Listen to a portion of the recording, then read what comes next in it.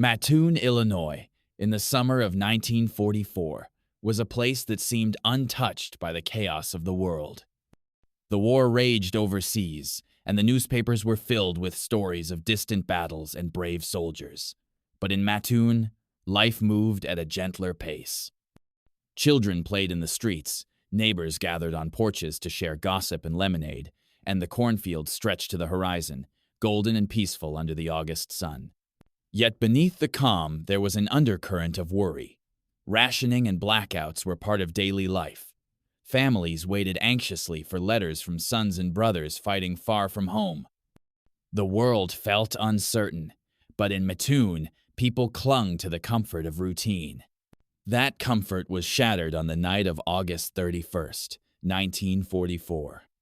It began on a quiet street, in a modest house where Urban Raef and his wife Martha were preparing for bed. The windows were open to let in the cool night air. Suddenly, Urban sat up, coughing and gasping for breath. His eyes watered, and his throat burned. Martha rushed to his side, only to be overcome by a strange, sweet smell that seemed to fill the room. Her legs went numb, and she struggled to stand. Panic swept through the house. Urban managed to stagger to the window and throw it open wider, desperate for fresh air. The strange odor faded, and slowly the couple recovered, but the fear lingered. What had happened? Was it a gas leak, a prank, or something more sinister? The next morning, the Raefs told their neighbors what had happened. The story spread quickly, and soon others came forward with similar tales. On Grant Avenue, a young mother named Mrs. Kearney awoke to the sound of her daughter coughing. She smelled the same sickly sweet odor and felt her own legs grow weak. She glimpsed a shadowy figure outside the window, a tall man dressed in dark clothes who vanished into the night. The police were called, but there was little evidence to go on. No footprints, no fingerprints, just the lingering fear and the memory of that strange, choking smell. The newspapers picked up the story, dubbing the mysterious figure the Mad Gasser of Mattoon. If you're enjoying this story, don't forget to like and subscribe for more stories that bring history's greatest mysteries to life. As the days passed, the reports multiplied. Each night, it seemed, another house was visited. Victims described the same symptoms: burning eyes and throats, nausea, weakness, and a paralyzing fear. Some claimed to see a figure lurking in the shadows, moving swiftly between houses, always just out of reach. The town was gripped by panic. People locked their doors and windows, armed themselves with baseball bats and shotguns, and kept watch through the long, anxious nights. Mothers kept their children close, and fathers patrolled the streets in groups, determined to catch the gasser. The police worked tirelessly, but the clues were few and far between. They tested the air, searched for chemicals, and questioned anyone who seemed suspicious. Some believed the attacks were the work of a madman, a chemist gone rogue. Others whispered of Nazi spies, saboteurs sent to terrorize the heartland. The war had made everyone wary, and the line between fact and rumor blurred. In the midst of the fear, the town's newspaper, the Mattoon Journal-Gazette, became both a lifeline and a source of anxiety. Each morning, people rushed to read the latest reports, scanning the headlines for news of the gasser. The stories grew more dramatic with each passing day, and the sense of dread deepened. On September 5th, 1944, the gasser struck again. This time, the target was the Cordes family. Mrs. Cordes awoke to a strange smell and saw a figure standing outside her bedroom window. She screamed, and the figure fled, leaving behind only a faint, oily residue on the windowsill. The police arrived within minutes, but the gasser was gone. The attacks continued, each one adding to the sense of helplessness. Some victims were left with lingering weakness and nausea, while others recovered quickly. The symptoms were real, but the cause remained elusive. Theories abounded. Some said the gasser used a spray gun. Others believed he released gas through open windows. A few even suggested mass hysteria, that the fear itself was making people sick. But for the people of Mattoon, the fear was all too real. The town changed overnight. Streets that had once been filled with laughter and music were now silent after dark. The local hardware store sold out of locks and window bars. The police set up roadblocks and increased patrols, but the Gasser remained a phantom, always one step ahead. In the midst of the chaos, there were moments of courage and kindness. Neighbors checked on each other, sharing food and comfort.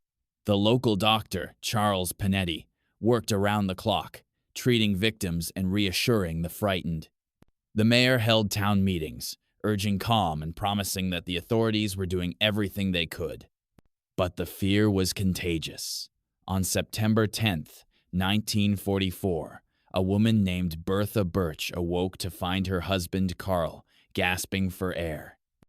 She smelled the now familiar odor and rushed to help him. Their children cried in terror as the family struggled to breathe. The police arrived quickly, but again, the Gasser had vanished. The attacks seemed to follow no pattern. Some nights, several houses were targeted. Other nights, there was only silence. The Gasser struck in different neighborhoods, at different times, always slipping away before anyone could catch him. As the days turned into weeks, the tension in Mattoon reached a breaking point. The police chief, C.E. Cole, issued a statement urging people to remain calm and avoid jumping to conclusions. He suggested that some of the attacks might be the result of hysteria, that the fear itself was spreading faster than any real danger. But for those who had felt the burning in their throats, who had seen the shadow at the window, the threat was real. The town was divided. Some believed the Gasser was a flesh-and-blood criminal. Others thought it was all in their minds. The newspapers fanned the flames, reporting every rumor and every sighting. Some claimed the Gasser was a woman. Others said he was a man in a fedora and a long coat.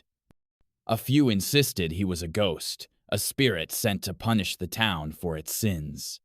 In the midst of the confusion, a few brave souls tried to bring reason to the chaos. Dr. Panetti pointed out that no one had died, that the symptoms were mild and temporary. He suggested that the fear and stress of wartime might be making people more sensitive to smells and sounds. The local chemist, Harold Smith, tested the air and found no evidence of poison. But the fear would not be reasoned with. Each night, the people of Mattoon waited for the Gasser to strike again. Children slept with the lights on. Parents kept vigil at the windows, and the town held its breath. Then, as suddenly as it had begun, the attacks stopped. By mid-September, the reports dwindled, and the Gasser vanished as mysteriously as he had appeared. The police never caught a suspect, and no one ever confessed. The town was left with more questions than answers. In the years that followed, the story of the Mad Gasser became legend. Some said it was all a case of mass hysteria, a community driven to panic by fear and uncertainty. Others believed the Gasser was real, a criminal who had slipped away into the night. The truth remains a mystery, hidden in the shadows of that long-ago summer. But for the people who lived through it, the memory of the Mad Gasser was as real as the cornfields and the summer heat. They remembered the fear, the sleepless nights, the way the town came together in the face of the unknown. They remembered the courage of neighbors, the kindness of strangers, and the hope that, in the end, the darkness would pass. Mattoon returned to its quiet routines. The war ended, and the soldiers came home. Children played in the streets again, and the laughter returned. But the story of the Mad Gasser lingered, a reminder that even in the safest places, the unknown can find its way in. So, the next time you hear a strange noise in the night, or catch a whiff of something unfamiliar on the breeze, remember the summer of 1944, when a small town faced its fears and found strength in each other. Remember the Mad Gasser of Mattoon, a mystery that endures, a story that reminds us of the power of fear and the resilience of the human spirit. If you enjoyed this journey into one of history's strangest mysteries, don't forget to like, subscribe, and share. There are more stories waiting to be told right here.